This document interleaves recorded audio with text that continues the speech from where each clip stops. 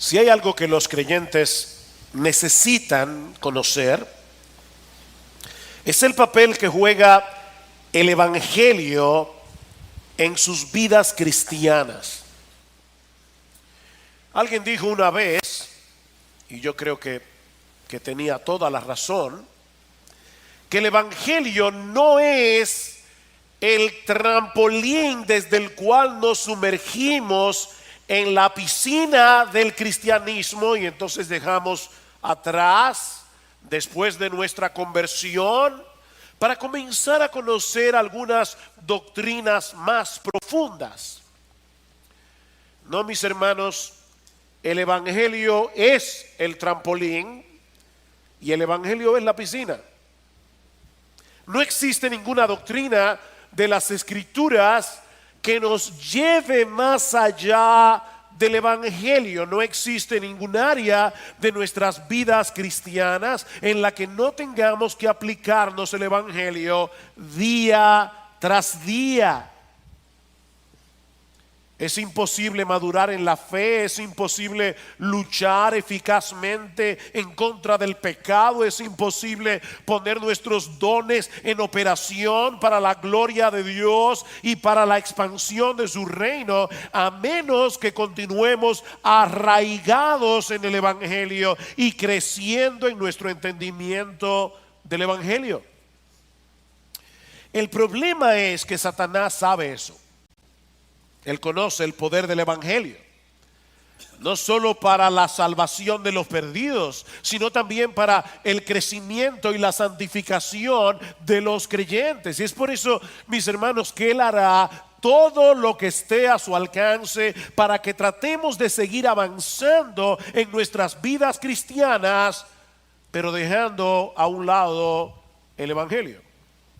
Como vemos en el texto que vamos a considerar en la mañana de hoy, los invito por favor a ir conmigo a Gálatas capítulo 3.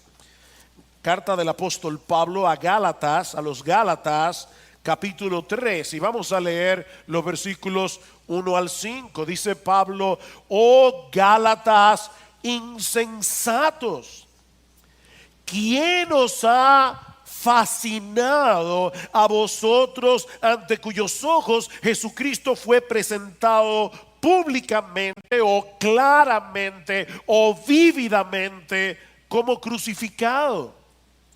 Esto es lo único que quiero averiguar de vosotros. ¿Recibisteis el Espíritu por las obras de la ley o por el oír con fe? ¿Tan insensatos sois? Habiendo comenzado por el Espíritu, ¿vais a terminar ahora por la carne? ¿Habéis padecido tantas cosas en vano, si es que en realidad fue en vano? Aquel pues que os suministra el Espíritu y hace milagros entre vosotros, ¿lo hace por las obras de la ley o por el oír con fe?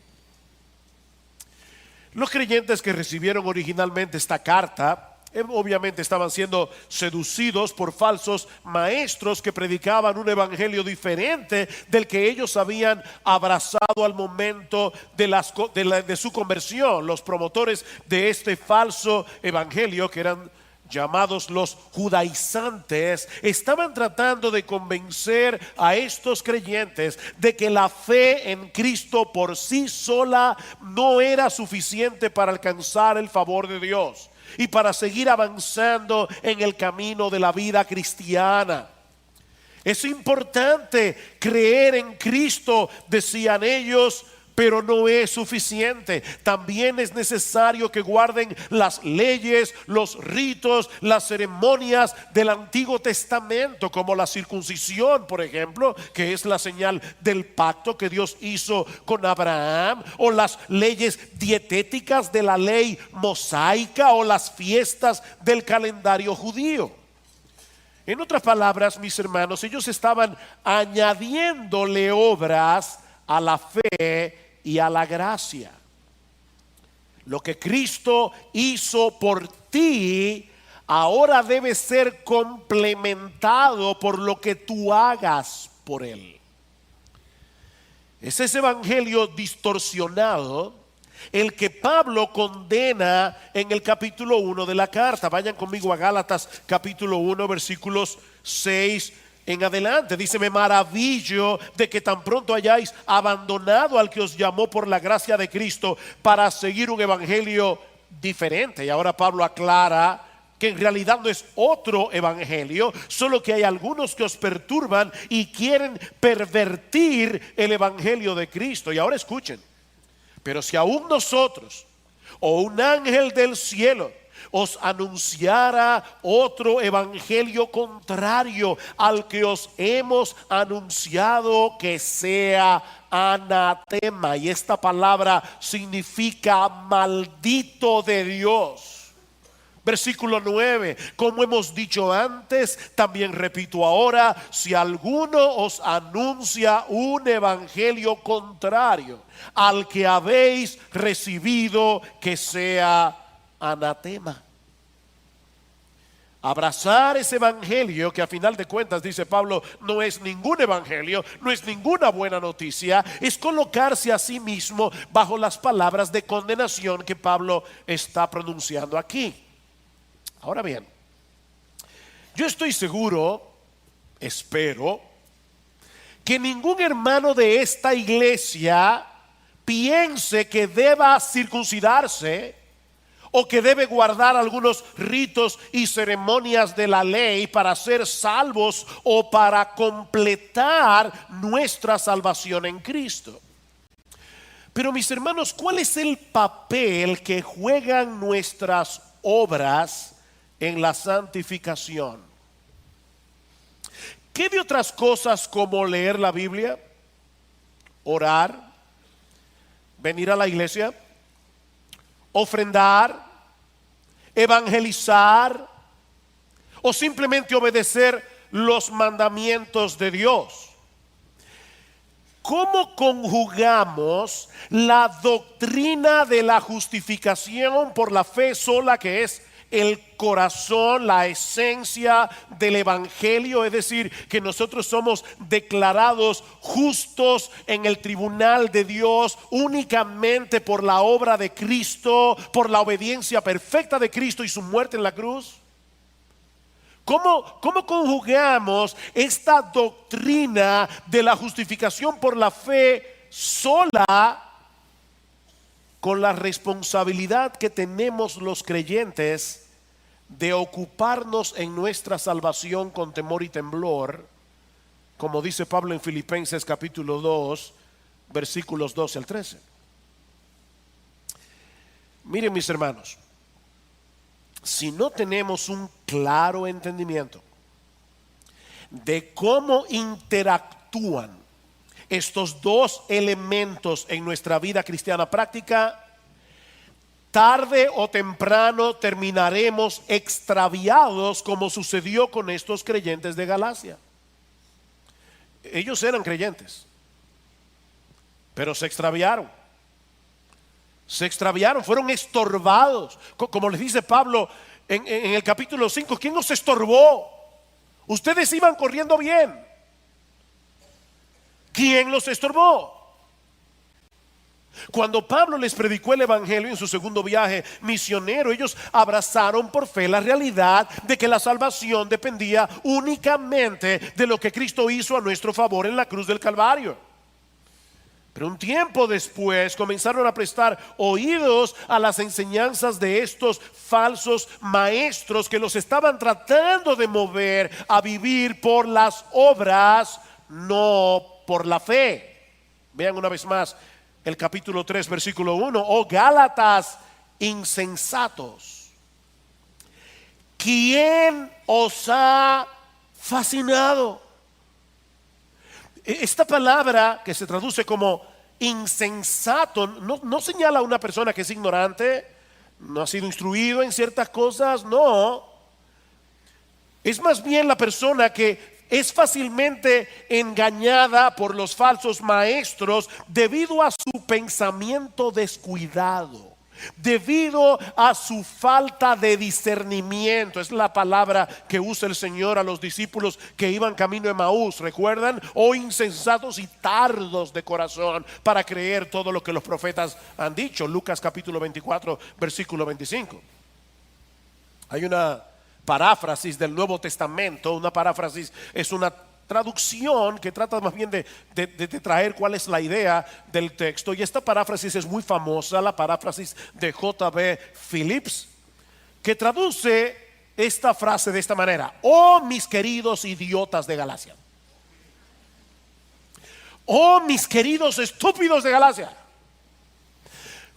¿cómo pudieron ser seducidos por esa estupidez? Mis hermanos, Pablo está profundamente indignado. Este no era el momento para ser políticamente correcto. Pablo está indignado por la forma como estos creyentes se habían dejado seducir por ir detrás de un evangelio distorsionado. Y dice él, es como si ustedes hubieran caído bajo la influencia de un hechizo. Esa es la traducción de la palabra fascinación. ¿Quién nos fascinó? ¿Quién nos hechizó? Es como si estuviera bajo un encantamiento.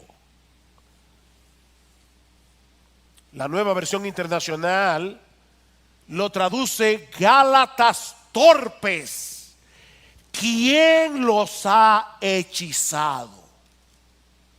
Y obviamente no era que Pablo creía que ellos habían caído bajo un conjuro mágico, pero él conocía muy bien la forma tan encantadora como los falsos maestros introducen sus herejías. De hecho, muchas veces tienen más carisma que los maestros de la verdad. Son más buenos mozos, se visten mejor. Tienen carisma para fascinar a sus oyentes, para encantarlos, al punto de llevarlos a creer en cosas que son completamente absurdas. Estos creyentes necesitaban con urgencia que alguien los ayudara a pensar de una forma adecuada. Y esto es importante, mis hermanos, porque eso es lo que pretendemos hacer cada domingo que nos paramos en el púlpito. Un razonamiento correcto, bien argumentado, puede ser usado por el Espíritu de Dios para romper el encantamiento de un creyente que ha caído bajo la influencia de falsas doctrinas. Dios puede usar eso.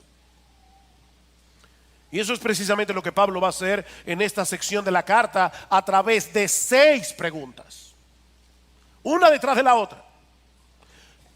Pablo está aplicando aquí un tratamiento de choque. 6 preguntas y no responde ninguna, porque él quería que estos cristianos se pusieran a pensar. Mis hermanos, porque un creyente que no usa las capacidades mentales que Dios le ha dado, un creyente descuidado en su proceso de razonamiento, será presa fácil de los falsos maestros.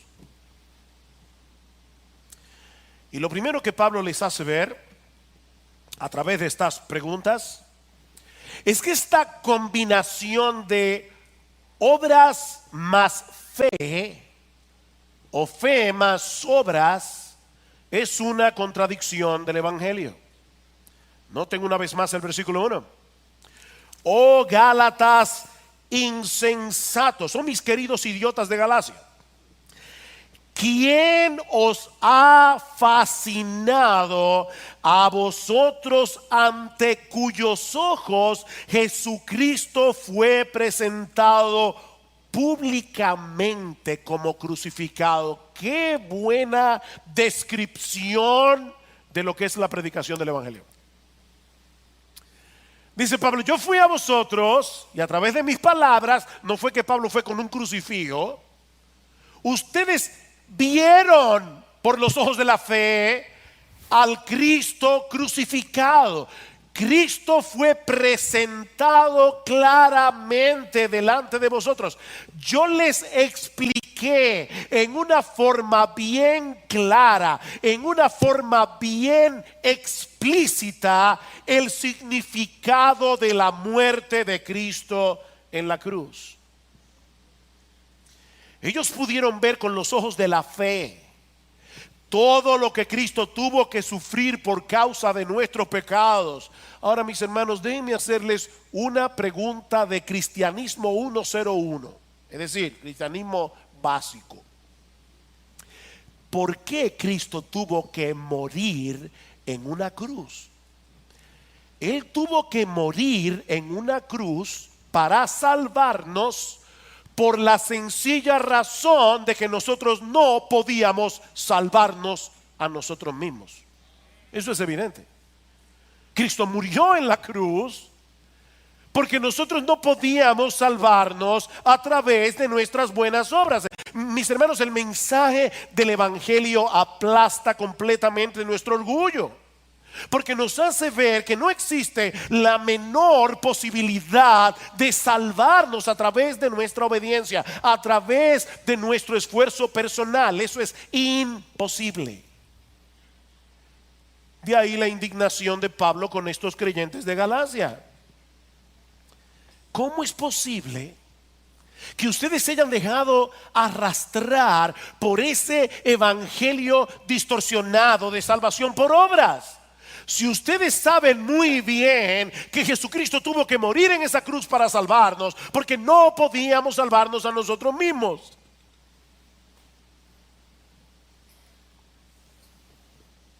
Me acuerdo un hermano de nuestra iglesia que hace muchos años leyó un libro acerca de cómo tienta a Satanás. Y él dijo: wow, ya yo sé cómo es el asunto. Yo no vuelvo a dejar que me engañen. ¿De verdad tú crees que por leer un libro acerca de cómo tienta a Satanás ya tú no vas a pecar más? Mis hermanos, si hay algo que nosotros sabemos, es que nosotros no podemos obedecer a Dios perfectamente ni por 5 minutos, ni por 3 minutos, ni por 1 minuto. Que no podemos. Y él está diciendo: Gálatas insensatos, ¿cómo es posible que ustedes hayan sido arrastrados? Ustedes vieron a Cristo crucificado con los ojos de la fe. Ustedes entendieron el significado de esa muerte en la cruz. ¿Cómo es que se volvieron atrás? Mis hermanos, y no mis queridos idiotas de IBCJ, no. Mis amados hermanos de IBCJ, esa obra de salvación no necesita de ninguna añadidura de parte nuestra para hacerla más eficaz. ¿Saben por qué? Porque su muerte en la cruz fue más que suficiente para saldar por completo nuestra deuda con la justicia de Dios. No tenemos deudas. Es por eso que Pablo les dice en Gálatas capítulo 2 versículo 21 que tratar de completar esa obra con nuestras obras es hacer nula la gracia de Dios. Vean el versículo 21 del capítulo 2: no hago nula la gracia de Dios, porque si la justicia viene por medio de la ley, entonces Cristo murió en vano. Cristo murió en vano. Fue una muerte innecesaria. Si nosotros pudiéramos contribuir en alguna manera con nuestra salvación, Cristo murió en vano. La ley hubiera sido suficiente para salvarnos. Aquí están los mandamientos, guarden los mandamientos. Pero Cristo tuvo que venir del cielo y morir en la cruz, porque ninguno de nosotros habría podido cumplir a perfección todas las demandas de la ley de Dios, como dice Pablo más adelante en este mismo capítulo, Gálatas capítulo 3 versículo 10, porque todos los que son de las obras de la ley, todos los que están tratando de salvarse a través de las obras de la ley, están bajo maldición. Dios no los está viendo como: qué bien, están haciendo un buen esfuerzo. No, no, no, no, no, están bajo maldición, porque escrito está: maldito todo el que no permanece en todas las cosas escritas en el libro de la ley para hacerlas. Tú quieres salvarte guardando la ley, tienes que guardarlos todos los días, desde la cuna hasta la tumba, perfectamente. Estás bajo maldición. Pero esa combinación de fe más obras no solo contradice el Evangelio, sino que Pablo quiere hacerles ver, en segundo lugar, que también contradice la obra del Espíritu en nosotros. La obra del Espíritu en nosotros. Versículo 2. Esto es lo único que quiero averiguar de vosotros. ¿Recibisteis el Espíritu por las obras de la ley o por el oír con fe? Cuando una persona se convierte al Señor Jesucristo por el poder del Espíritu Santo, el Espíritu Santo viene a morar permanentemente en esa persona. Oigan lo que estoy diciendo.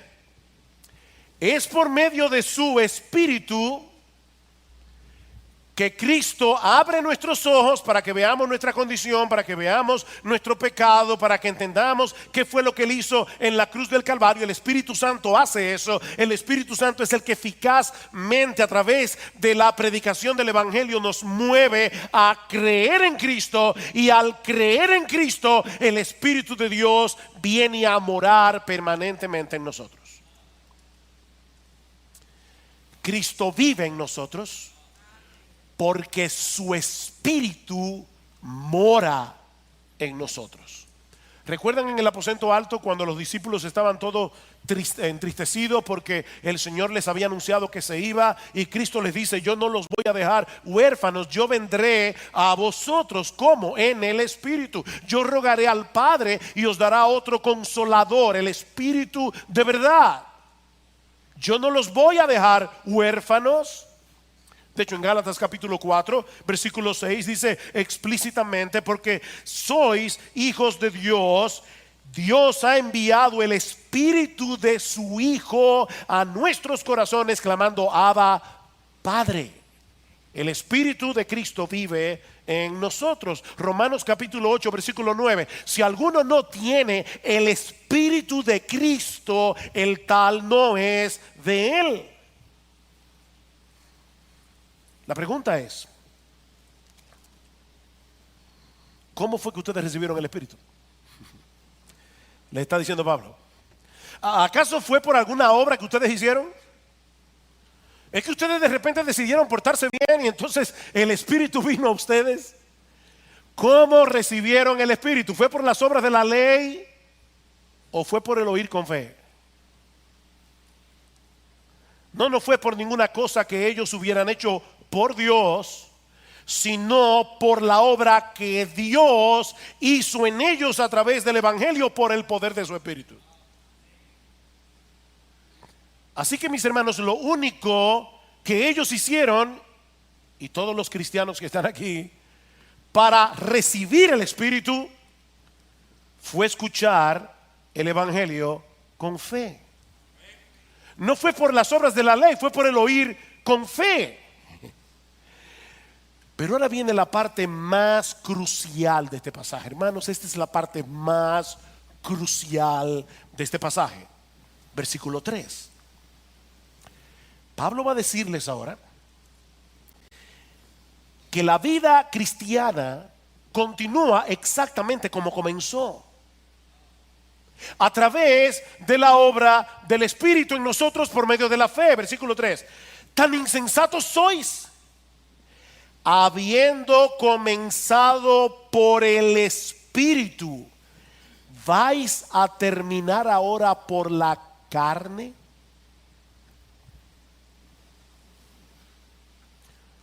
Pablo quería que estos creyentes pensaran, y yo quiero que ustedes lo hagan también,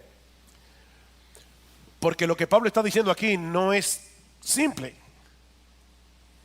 Esto requiere poner atención. Pablo está introduciendo aquí un nuevo contraste. ¿Se dieron cuenta? En el versículo 2 el contraste era entre las obras de la ley o el oír con fe. ¿Cuál es el contraste en el versículo 3? La carne o el espíritu. Las obras de la ley o el oír con fe. La carne o el espíritu. Ustedes son tan insensatos, les dice Pablo, que quieren terminar en la carne lo que comenzó por el espíritu. Esa es la pregunta. Y Pablo quiere hacerles ver que eso es absurdo. Lo que comenzó por el espíritu debe continuar y terminar por el espíritu. Pero aquí viene la pregunta del $1.000.000. ¿A qué se refiere Pablo al hablar de la carne en este pasaje? En contraste con el espíritu, porque algunas veces la palabra carne se usa en la Biblia para referirse a nuestro cuerpo físico, a este cuerpo de carne. Y vamos a ver que en Gálatas capítulo 2 versículo 20 Pablo usa la palabra carne en ese sentido. Pero otras veces la Biblia usa la palabra carne para referirse a nuestro viejo yo que se deleitaba en el pecado y que no quería someterse a Dios. Ese viejo yo se gloriaba en su independencia de Dios. Ese viejo yo se gloriaba en su propia autonomía. El problema es que esa condición carnal no siempre se manifiesta de la misma manera. Es decir, no todos los pecadores tratan de manifestar esa autonomía, esa independencia de Dios de la misma forma. Algunos lo hacen viviendo una vida inmoral, viviendo una vida licenciosa. Más adelante Pablo va a decir que las obras de la carne son la fornicación, la mentira, la ira, la envidia. Esas son las obras de la carne. Pero mis hermanos, otras veces las personas tratan de manifestar esa autonomía de Dios a través de una vida moral, a través de una vida decente, que pretende ganar el cielo por su propio esfuerzo, creyendo que tienen la capacidad de llegar al cielo, subiendo por la escalera de su esfuerzo personal. Y es a eso que Pablo le llama carne en el versículo 3. ¿Ven el contraste? Ustedes comenzaron porque el Espíritu obró en vosotros. Ahora van a regresar a ese estilo de vida que ustedes tenían cuando querían vivir en independencia de Dios, en autonomía de Dios, haciendo las cosas en su propio esfuerzo, lo que comenzó en ustedes por el Espíritu, es decir, descansando enteramente en la obra de Cristo en la cruz, habiendo sido regenerados por el Espíritu Santo. Ahora pretenden completarlo a través de su propio esfuerzo por obedecer la ley de Dios. Vean el versículo 4. ¿Habéis padecido tantas cosas en vano? Si es que en realidad fue en vano. La palabra que se traduce como padecer aquí significa literalmente experimentar, y es el contexto el que debe ayudarnos a decidir si se trata de una experiencia negativa como el sufrimiento, la persecución, o si se trata de una experiencia positiva, que es lo que yo creo que Pablo está señalando aquí. Ustedes experimentaron, por el contexto, la bendición del nuevo nacimiento, experimentaron la bendición de haber nacido de nuevo en Cristo para salvación, experimentaron el haber recibido el Espíritu Santo, y todo eso únicamente por recibir por medio de la fe el mensaje del Evangelio. Y ahora Pablo pregunta: ¿es que acaso todo eso fue en vano? ¿Que ahora quieren sustituir la fe por las obras, el Espíritu por la carne? Mis hermanos, la vida cristiana debe continuar exactamente como comenzó. descansando por la fe en las grandes verdades del Evangelio. Versículo 5. Aquel pues que os suministra el Espíritu y hace milagros entre vosotros, ¿lo hace por las obras de la ley o por el oír con fe? Miren, yo creo que hay pocos pasajes en el Nuevo Testamento que sean tan importantes para la vida cristiana que el capítulo 3, versículo 5 de Gálatas. Pablo ha venido hablando de lo que ellos habían experimentado en el pasado, ¿se dieron cuenta? Pero ahora se refiere a lo que estaba sucediendo en medio de ellos en el presente. ¿Vieron el cambio del tiempo? ¿Cómo es que Dios nos suministra ahora? Una medida mayor del Espíritu de Dios, de modo que podamos seguir avanzando en nuestras vidas cristianas. ¿Cómo es que eso pasa? Es por esforzarnos lo más que podamos en obedecer a Dios, ¿o es por el oír con fe?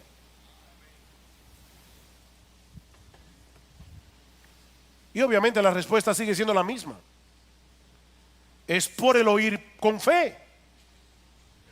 La vida cristiana comienza por fe, la vida cristiana continúa por fe, la vida cristiana termina con fe. Es lo mismo que Pablo les había dicho unos versículos antes, Gálatas capítulo 2, versículo 20. Gálatas capítulo 2, versículo 20, alguien decía que Gálatas capítulo 3, versículos 1 al 5 no es otra cosa que un comentario ampliado de Gálatas capítulo 2, versículo 20. Así que lean Gálatas 2:20, que yo sé que ustedes conocen muy bien, algunos de memoria. Lean Gálatas 2:20 teniendo en cuenta todo lo que hemos dicho ya de Gálatas 3. Dice Pablo: con Cristo he sido crucificado. Y obviamente el pronombre tácito y sobreentendido es yo. Con Cristo yo he sido crucificado, de manera que ya no soy yo el que vive. Déjenme hacerles una pregunta. Mis hermanos, ¿quién es el yo que ha sido crucificado con Cristo? La respuesta es el viejo yo insubordinado que se gloriaba en su autonomía, el que quería hacer las cosas en sus propias fuerzas para llevarse la gloria, porque el que recibe el poder, el que da el poder, recibe la gloria, ¿verdad? El que da el poder, recibe la gloria. Si yo hago las cosas, los niños, una de las primeras cosas que aprenden a decir es yo solo. Ellos quieren hacer las cosas por sí mismos. Y por supuesto, eso es lo que le pasa al legalista. El legalista quiere obedecer, hacer las cosas en sus propias fuerzas. Y por supuesto le va a pasar lo siguiente: si tiene una pequeña victoria, se va a enorgullecer, porque fue en su propia fuerza. Pero si tiene una derrota, se va a frustrar. El legalista vive en esas dos ondas, o en orgullo o en frustración. Dice Pablo: ese yo fue crucificado con Cristo. Por lo tanto, ya no soy yo el que vive, sino que Cristo vive en mí. Otra vez, ¿cómo es que Cristo vive en mí? Por su Espíritu. Ya no vivo yo, es Cristo el que vive en mí. ¿Significa eso que ya yo no tengo ninguna responsabilidad en cuanto a mi vida cristiana? Lo único que yo tengo que hacer es quedarme tranquilo para que Cristo viva su vida en mí. No. Sigan leyendo. Y la vida que ahora vivo en la carne, perdonen otra vez que sea tan necio, pero ahora el necio soy yo, lo admito. ¿Quién es el sujeto tácito y sobreentendido de su oración? La vida que ahora vivo ¿Quién? Yo en la carne, es decir, la vida que vivo yo, mi nuevo yo regenerado que todavía permanece en este cuerpo físico, en este cuerpo de carne, pero que ahora tiene la bendición de contar con la presencia permanente del Espíritu Santo que nos mueve a la obediencia. Entre paréntesis, la vida que ahora vivo yo, mi nuevo yo, el regenerado, no el degenerado, sino el regenerado, la vivo por fe. Yo la vivo por fe en el Hijo de Dios, el cual me amó y se entregó a sí mismo por mí. ¿Cuál es la clave de mi nueva vida en Cristo? La fe en el Hijo de Dios que me amó y se entregó a sí mismo por mí. Mis hermanos, lo que Pablo está diciendo aquí es lo siguiente: soy yo el que tiene la responsabilidad de vivir la vida cristiana. Así como nadie se arrepintió por mí, ni creyó por mí cuando yo vine a Cristo en arrepentimiento y fe, nadie puede obedecer por mí, nadie puede leer la Biblia por mí, ni orar por mí, ni venir a la iglesia por mí, ni luchar contra el pecado por mí. Nadie puede hacer eso. Eso lo tenemos que hacer tú y yo. Pero ahora hay dos elementos en el creyente que cambian por completo la naturaleza de nuestra obediencia a Dios.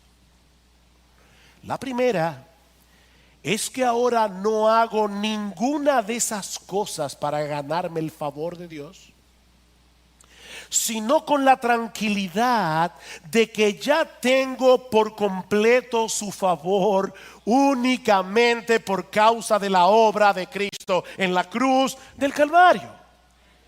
Esa es la gran diferencia entre el legalista y el cristiano. El legalista obedece para ser aceptado por Dios, mientras que el creyente obedece con la gratitud y el gozo de saber que ya fue aceptado. Hay una diferencia. Fuimos aceptados por los méritos de otro, no por los nuestros, sino por los de nuestro bendito Señor y Salvador Jesucristo. Note lo que dice Gálatas capítulo 5 versículo 6, y me encanta este texto. Dice: porque en Cristo Jesús, perdón, versículo 5, porque nosotros por medio del Espíritu esperamos por fe la esperanza de justicia. Wow, aquí están todos los elementos. Nosotros por medio del Espíritu, esperamos por la fe la esperanza de justicia. Por la obra del Espíritu en mí, yo estoy seguro que el día que yo me presente en la presencia de Dios, yo voy a ser aceptado como justo en su presencia. ¿Cómo yo sé eso? Por la fe. Porque el Espíritu de Dios que mora en mí me lo asegura por su palabra.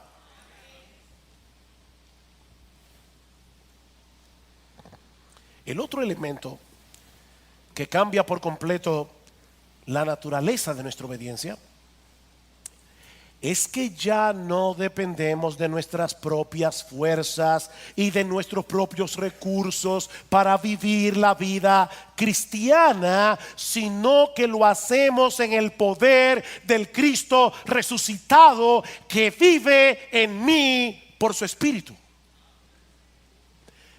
No es en mis propias fuerzas, es por la obra de Cristo en mí. Así que el asunto no es que ahora que somos cristianos ya no importa si obedecemos o no los mandamientos, porque mi salvación depende de Cristo. Él obedeció la ley en mi lugar y por lo tanto ya yo no tengo que afanarme tanto con ese asunto de la obediencia. No.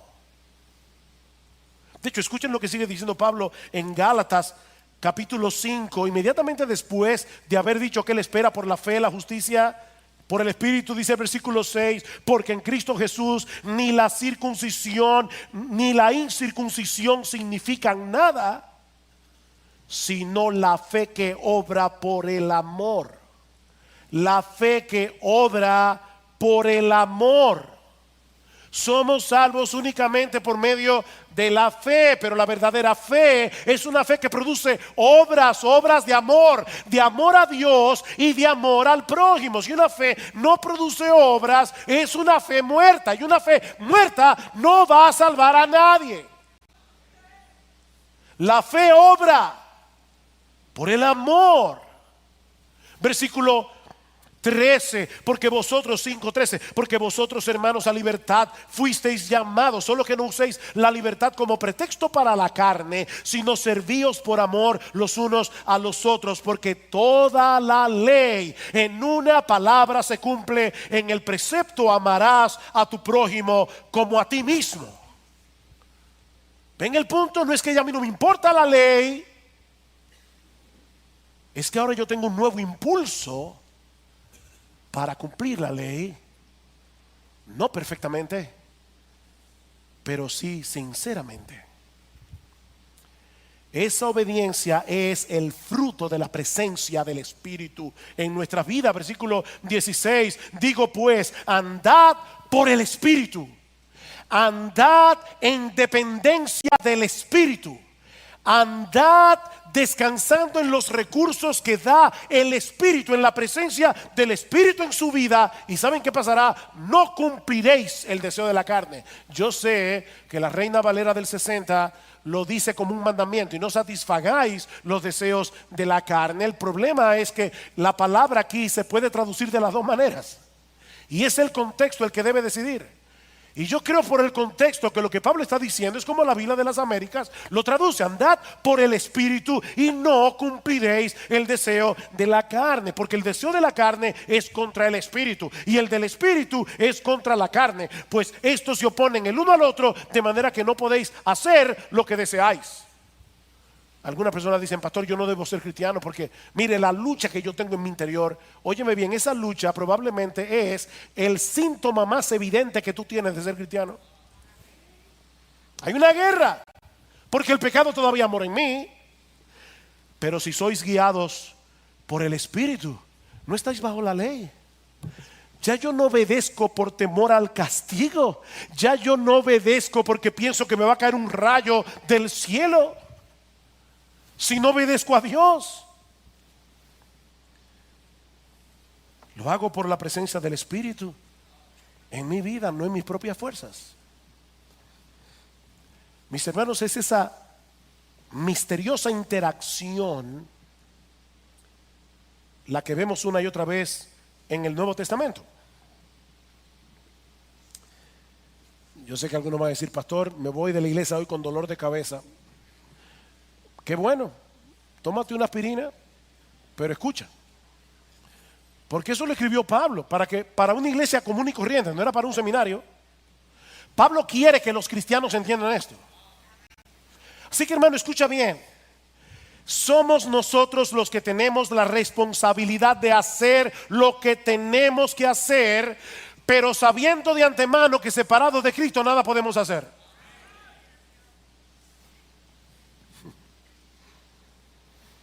¿Tú oíste eso? Somos nosotros los que tenemos que hacer lo que tenemos que hacer, pero sabiendo de antemano que separados de Cristo nada podemos hacer. Tenemos que vivir en dependencia del Espíritu que vive en mí y que obra en mí. Oigan estos textos rápidamente. Colosenses 1:29. Y con este fin también trabajo, dice Pablo, esforzándome, yo trabajo, esforzándome según su poder que obra poderosamente en mí. Yo trabajo, yo me esfuerzo, amparado en ese poder. Colosenses 2:6-7. Por tanto, de la manera que recibisteis a Cristo Jesús el Señor, por la fe, ¿verdad? Andad así en Él. Debe continuar como comenzó. Tú lo recibiste por la fe a Cristo. Sigue así. Filipenses 2. 12 al 13. Así que, amados míos, tal como siempre habéis obedecido, no solo en mi presencia, sino ahora mucho más en mi ausencia, ocupaos en vuestra salvación con temor y temblor. ¿Quién es el que debe ocuparse en mi salvación con temor y temblor? Yo. Porque Dios es quien obra tanto el querer como el hacer en nosotros por su buena voluntad. Ocúpate, porque Dios obra. La obra de Dios no debe llevarme a no hacer nada, sino a ocuparme en mi salvación con temor y con temblor. Primera de Pedro 4:10. Según cada uno ha recibido un don especial, úselo sirviéndoos los unos a los otros como buenos administradores de la multiforme gracia de Dios. El que habla, que hable conforme a las palabras de Dios.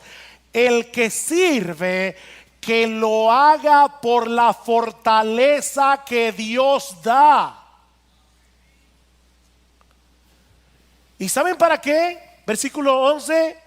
Para que en todo Dios sea glorificado mediante Jesucristo, a quien pertenecen la gloria y el dominio por los siglos de los siglos. Amén. ¿Qué decíamos antes? El que da el poder recibe la gloria, y el que da el poder para poder servirnos en amor los unos a los otros es Cristo, que vive en su espíritu en mí. Él se lleva la gloria.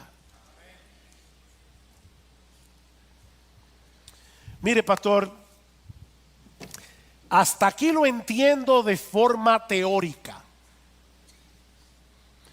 Pero ¿cómo se hace eso? Y yo quiero ser lo más práctico que yo pueda en esta mañana. Yo no quiero que usted vaya de aquí diciendo, bueno, yo entendí la teoría, pero no sé cómo poner esto en la práctica. ¿Cómo es que yo puedo hacer lo que tengo que hacer, pero en dependencia del Espíritu? Aquí está la respuesta, y la voy a ampliar, no se preocupen. Confiando por la fe en el Evangelio de Cristo y amparándonos por fe en todas las promesas de Dios reveladas en las Escrituras y que han venido a ser nuestras por causa de Cristo. Oigan otra vez el versículo 5 de Gálatas 3, y por eso les decía que este texto es tan importante. Aquel pues que os suministra el Espíritu. Nosotros queremos ser llenos del Espíritu. Nosotros queremos tener más de la influencia del Espíritu, ¿no es así? Aquel pues que os suministra el Espíritu y que hace milagros entre vosotros, ¿lo hace por las obras de la ley o por el oír con fe? El oír con fe, ¿el qué? El Evangelio. Versículo 6. Así Abraham creyó a Dios y le fue contado como justicia. Por consiguiente, sabed que los que son de fe, estos son hijos de Abraham. Los que creyeron en ese Evangelio que Dios les reveló a Abraham y que él creyó por la fe. ¿Cómo es que Dios nos suministra el Espíritu? ¿Cómo es que Dios hace milagros entre nosotros?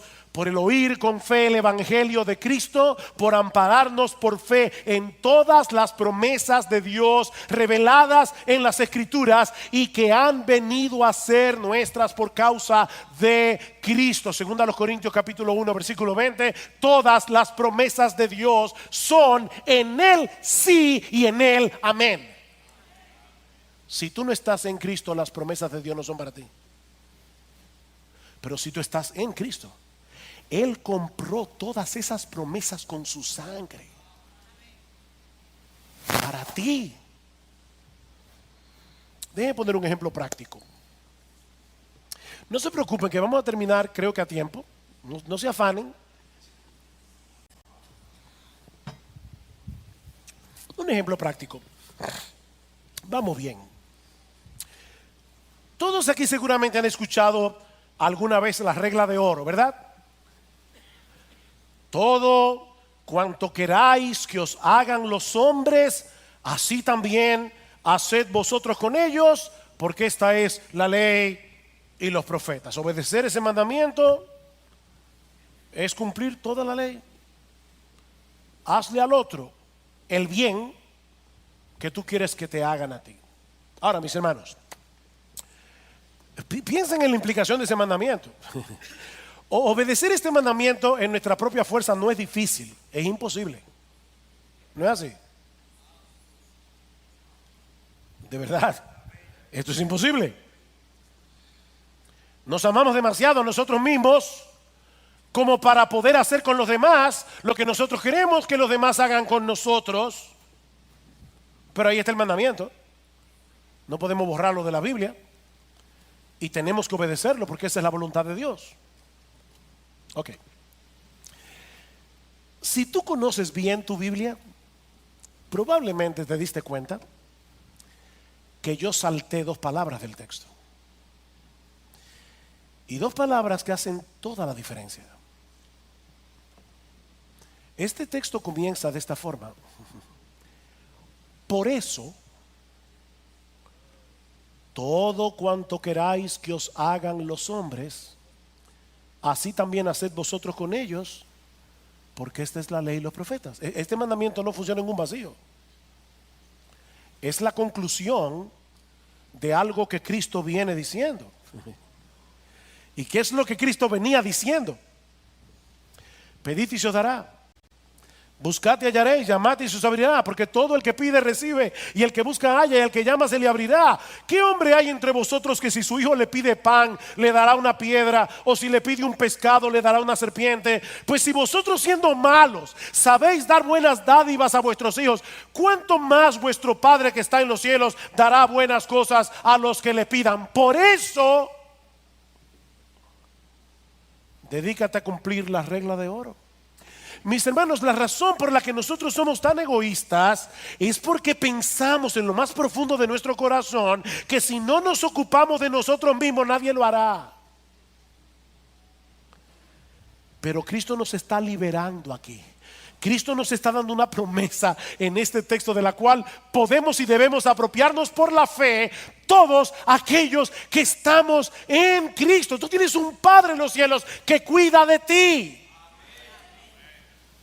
Ampárate por la fe en esa promesa, porque esa promesa es tuya.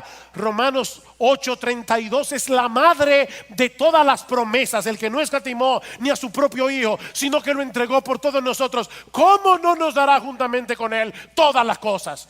¿Tú crees en eso? Esa es una promesa del Evangelio que Cristo compró con sangre para ti.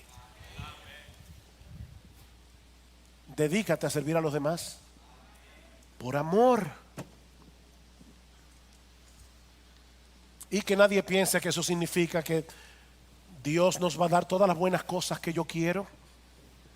¿Verdad? Como decíamos una vez, alguien decía, en la vida lo más importante son las cosas pequeñas, un pequeño yate, una pequeña mansión, una pequeña fortuna. No es eso lo que Pablo está diciendo.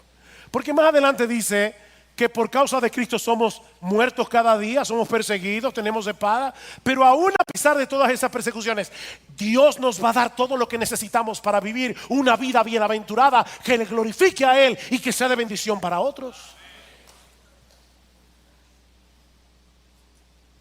¿Qué significa entonces vivir en dependencia del Espíritu? Ok, déjenme responder esta pregunta con un acróstico para terminar. Un acróstico que aprendí hace un tiempo atrás y que ha sido muy útil para mí, tanto para mi vida cristiana como para mi ministerio. Cada vez que voy a predicar, yo recuerdo este acróstico. Adaptado al español es roca, con doble A. Roca. Reconoce, ora, confía, actúa y agradece. Y por si acaso, estos no son los 5 pasos para una vida exitosa y feliz. No, esto es un hábito de vida que tú debes desarrollar, que vas a internalizar y que te va a ayudar de una manera casi natural. Va a ser como una nueva naturaleza en ti, a depender del Espíritu y tener que decir, paso 1, reconoce, paso 2. No. Internaliza esto. Roca. En primer lugar, reconoce. Mi hermano, reconoce que en ti mismo eres un 0 a la izquierda. Reconoce que no tienes capacidad alguna para vivir tu vida cristiana. Una y otra vez trae a tu mente la figura que usa Jesús en Juan capítulo 15. Permaneced en mí y yo en vosotros, como el pámpano no puede llevar fruto por sí mismo si no permanece en mí, así tampoco vosotros si no permanecéis en mí. Yo soy la vid, vosotros los pámpanos. El que permanece en mí y yo en él, este lleva mucho fruto en la permanencia, porque separados de mí nada podéis hacer. Es por eso que se llama el fruto del Espíritu. ¿Se dieron cuenta de la diferencia en Gálatas? Las obras de la carne, el fruto del Espíritu, que se produce cuando tú dependes de Jesús. Así que en primer lugar, reconoce, mi hermano, reconoce.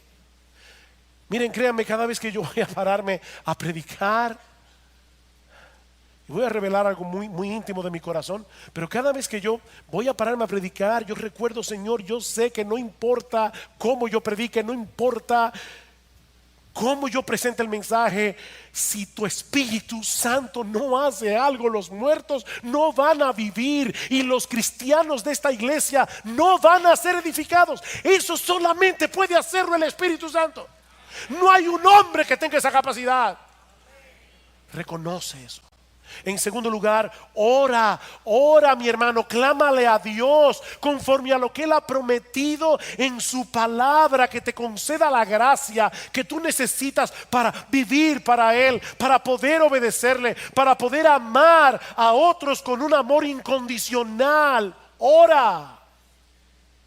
Escucha cómo Pablo oraba por los creyentes de Colosa. Y apropiate de esa oración para orar por ti y para orar por otros. Por esta razón también nosotros, desde el día que lo oímos, no hemos cesado de orar por vosotros y de rogar que seáis llenos del conocimiento de su voluntad en toda sabiduría y comprensión espiritual, para que andéis como es digno del Señor, agradándole en todo, dando fruto en toda buena obra y creciendo en el conocimiento de Dios, fortalecido con todo poder según la potencia de su gloria. Oh, yo quiero que ustedes vivan de esta manera. Yo quiero que ustedes agraden a Dios, pero fortalecido con todo poder en toda potencia de su gloria. Señor, dame ese poder. Oh, dame ese poder. Señor, yo no puedo vencer la envidia de mi corazón. Yo no puedo vencer la lujuria de mi corazón. Yo no puedo vencer la ira que hay en mí. Yo no puedo. Ora. En tercer lugar, confía. Confía, mi hermano, en las promesas. En las promesas que Dios nos ha dejado en su palabra, porque Él es un Dios fiel. Él ha prometido capacitarnos. Él ha prometido estar con nosotros todos los días hasta el fin del mundo. Él ha prometido ser nuestro amparo y fortaleza en momentos de necesidad. Ampárate por fe en todo lo que Dios nos ha prometido en Cristo, porque, mi hermano, eso es lo que energiza nuestra obediencia.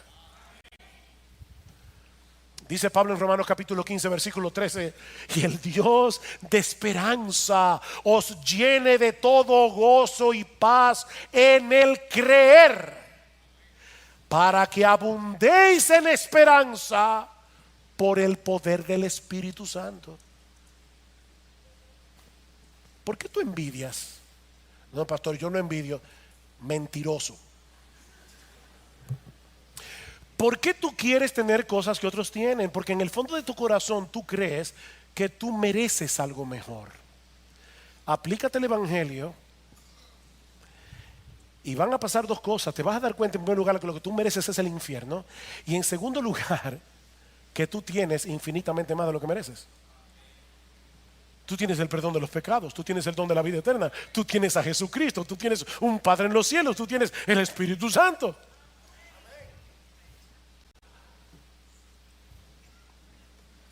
Ay, pastor, ese es mi problema.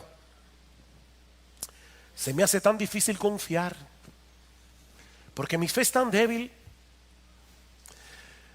Permítanme compartir con ustedes una historia que yo espero que te sea de ayuda si estás luchando en este momento con este asunto de la fe. Y no he acabado el acróstico, estamos en reconoce, ora, confía. Uno de los más grandes teólogos norteamericanos del siglo XIX fue Robert Louis Dabney. En los últimos años de su vida, Dabney quedó ciego y en mucha debilidad. Y sabiendo que le quedaba poco tiempo de vida, Dabney le escribió una carta a otro teólogo, amigo suyo, Clement Reed Vaughan, preguntándose en esa carta si él tendría una fe lo suficientemente fuerte cuando tuviera que enfrentarse con la muerte. Vaughan le respondió de una forma muy teológica y con un corazón muy pastoral a la vez, preguntándole a Dabney qué haría un viajero si llegara a un abismo sobre el cual se extiende un puente. La pregunta es, y ahora leo la carta que le escribió a Dabney, ¿qué hace él para cultivar confianza en el puente? Él revisa el puente, se inclina, lo examina. Él no se para en la cabeza del puente dejando que sus pensamientos giren con curiosidad en su mente a ver si él tiene la confianza necesaria para cruzar el puente. ¿Ven el punto? Él se está enfocando en el puente, no en su confianza. Examina el puente, no tu fe. Y si su examen del puente le proporciona cierta confianza, pero aún así quiere más, ¿cómo hace crecer su fe? Dice él, sigue examinando el puente. Ahora, mi querido amigo, oigan qué palabras más sabias. Mi querido amigo, deja que tu fe se ocupe de sí misma por un tiempo y tú piensas solamente en aquel en quien se te ha concedido depositar tu confianza. Piensa en el poder del Maestro, piensa en su amor, piensa en lo interesado que Él está en el alma que le busca y que no se consuela hasta que lo encuentra. Piensa en lo que Él ha hecho, en su obra, porque su sangre es más poderosa que todos los pecados de todos los pecadores que alguna vez hayan existido. A fin de cuentas, oigan esto, el gran teólogo que era Dabney, el gran teólogo es como cualquier otro de los hijos de Dios, y escuchar el sencillo evangelio es tan esencial para su consuelo como lo es para la criada que ordeña la vaca o para el joven que ara la tierra. Que Dios te dé gracia, mi amigo, no para poner demasiado énfasis en tu fe, sino para aferrarte al fundamento de tu confianza. Cristo, su obra y toda su actitud personal para ser el refugio de un pecador. La fe es solo el ojo para verlo. He estado orando para que Dios calme tu dolor mientras avanzas y te permita ver el gozo del evangelio en cada paso. Adiós, Dios esté contigo conforme a su voluntad, y piensa en el puente. Piensa en el puente. Reconoce, ora, confía, actúa. Actúa. Como decíamos al principio de este mensaje, la obra de Dios en nosotros no elimina la responsabilidad que nosotros tenemos de obrar, pero no amparados en nuestras propias fuerzas, porque no tenemos ninguna, sino amparados en la fuerza que viene de Él. Y me encanta cómo Pablo aplica esto en su propia vida. Dice él a los corintios: yo soy el más insignificante de los apóstoles, que no soy digno de ser llamado apóstol, porque yo perseguí a la iglesia de Dios. Pero por la gracia de Dios yo soy lo que soy, y su gracia para conmigo no resultó vana. Antes bien he trabajado más que todos ellos, pero no yo, sino la gracia de Dios en mí. Actúa. Y finalmente, agradece. Agradece. Dale gracias al Señor por cada victoria, por más pequeña que sea, en el pecado. Por cada paso en el camino de la obediencia, por pequeño que sea. Por cada servicio de amor. Sí, yo sé que uno sirve y se pregunta, ¿habrá sido con una buena motivación? Mis hermanos, muchas veces las motivaciones vienen mezcladas. Pero sirve en amor. No te quedes paralizado por el problema de las motivaciones. Sirve en amor orando. Y da gracias después que lo hagas. Porque al hacerlo, te recordarás constantemente a ti mismo de que no fue en tus propias fuerzas que lo hiciste, sino por la obra de su Espíritu en ti. Eso es vivir en dependencia del Espíritu. No se trata de dejar de hacer lo que tienes que hacer esperando que Dios haga la obra. Es hacer lo que tienes que hacer confiando en lo que ya Dios hizo a nuestro favor por medio de la obra redentora de Cristo y en lo que Él ha prometido seguir haciendo por medio de su Espíritu que mora en ti, si eres un verdadero creyente. La vida cristiana es una vida de fe, de principio a fin, pero no de una fe que descanse en la fe. No es una fe que descanse en la fe. Es una fe que descansa enteramente en Cristo y en lo que Él hizo a nuestro favor en la cruz. Y si tú estás aquí en esta mañana, yo quiero invitarte, mi amigo, a que tú vengas a Él en este mismo momento, en arrepentimiento y fe. Recuerda, mi amigo, que las promesas de Dios en las Escrituras no tienen ningún valor para ti, a menos que estés en Cristo. Es en Él que todas las promesas del Padre son sí y amén. No sigas intentando hacer en tus propias fuerzas lo que solo se puede hacer en el poder del Espíritu Santo. Humíllate ante el trono de Dios. Clama por misericordia. Confía únicamente en la obra que Cristo hizo en la cruz para salvar a pecadores. Y yo te aseguro, con la autoridad de la palabra de Dios, que la misericordia y el perdón te serán otorgados en esta misma hora, solo por gracia, solo por Cristo, solo por medio de la fe. Termino con estas palabras de bendición para todos aquí.